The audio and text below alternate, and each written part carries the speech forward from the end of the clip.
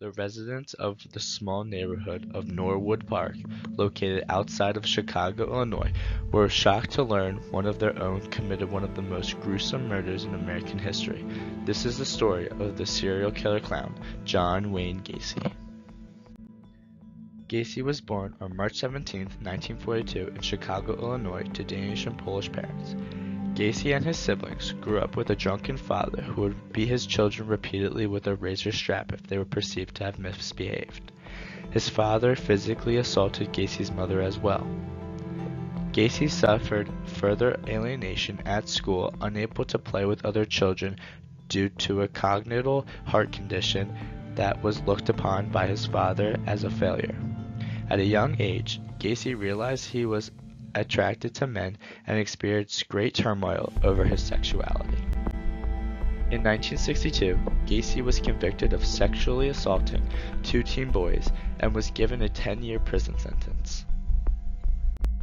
In the summer of 1970, John was released on parole and then later arrested the following year after another teen accused Gacy of sexual assault, but those charges were dropped.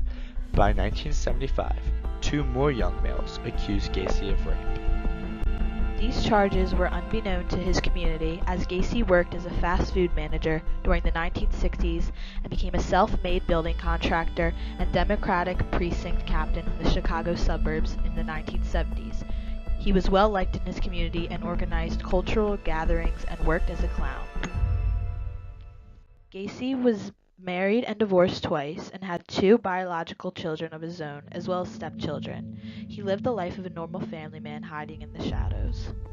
On the afternoon of December 11, 1978, Gacy visited a pharmacy to discuss a potential remodeling deal with the owner of the store, Phil Torf. While Gacy was within earshot of a 15-year-old employee named Robert Jerome Peace, he mentioned that he hired teenage boys to his company. After Gacy left the store, Peace told his mother that some contractor wants to talk to me about a job. Peace left the store and never returned. The Peace family filed a missing persons report, and the owner of the pharmacy named Gacy as the contractor that Peace was going to see. A search of Gacy's home on December 13th turned up suspicious items, including a 1975 Maine West High School class ring engraved with the initials JAS, various driver's license, handcuffs, a syringe, books on pederasty, male clothing too small for Gacy, and a 6mm pistol. During the investigation, Gacy remarked to one of two detectives, "You know clowns can get away with murder."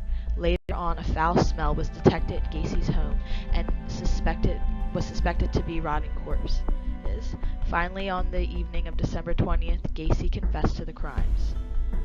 Investigators discovered 26 bodies in the crawl space of his home. 3 others were found buried elsewhere on his property, and Gacy admitted to detectives his last 4 victims were discarded in the Des Plaines River. Gacy killed at least 33 boys and young men. Gacy was a clown performer at children's parties, and when he killed, he sometimes dressed as his alter ego, Pogo the Clown. He lured his victims with the promise of construction work, and then captured, sexually assaulted, and eventually strangled most of them with a rope. Gacy was arrested on December 21st of 1978 for the murders of 33 young men. All of his victims were male prostitutes and teenage boys that worked for his company. Gacy admitted his last killing took place 10 days before his arrest. Gacy was sentenced to death on March 13, 1980. He was on death row for 14 years before being executed by lethal injection in 1994. 4 decades later, 6 of Gacy's victims had yet to be identified. The bodies of the 6 unidentified young men offered a few clues: height range, sometimes hair color, previous injuries, condition of teeth. The National Center of Missing and Exploited Children and the Sheriff's Office this year released facial reconstruction images of 2 unidentified victims.